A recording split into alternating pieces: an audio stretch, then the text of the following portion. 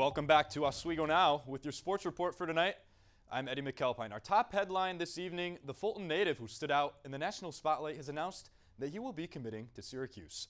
After entering the transfer portal on March 25th, Gavin Doty officially announced his commitment to Syracuse the day the portal opened, taking to his Instagram to share his decision. Doty spent his high school years just down the road in Fulton, scoring over 1,000 points across his 3 seasons.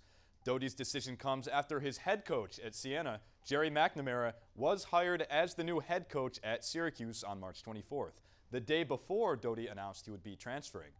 The Siena standout was coming off a stellar sophomore season, averaging 18 points and 7 rebounds per game, leading the Saints to an NCAA tournament berth as a 16 seed. The 6'5", 190-pound guard returns back to the 3-1-5, and Syracuse basketball has been drawing attention early in the offseason. His former coach at Fulton speaking out. Gavin's going to be a big name in college basketball for a long time. And right here in this gym, I've had a front row seat to watch Gavin as a young grade schooler playing in our youth knee-high basketball program. His mom was a coach. His uncle has the court named after him. Along with bringing in Doty, Syracuse is returning 2 key freshmen from last season, Kyan Anthony and Sadiq White, establishing a strong core for the Orange.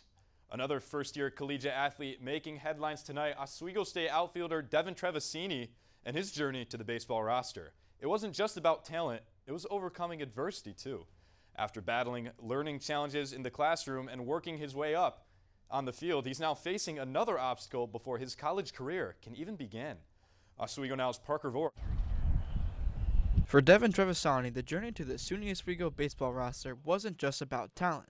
It was about learning how to work around the odds. Growing up with a learning disability, he found his confidence on the diamond where he couldn't find it at the desk. I never felt confident in the classroom, but I felt so confident in the field. I used to always be ashamed about that, but with maturity, it just shows that growing up, you should be proud of who you are. That solution-oriented mindset helped transform him from what he calls a baby giraffe into a varsity standout.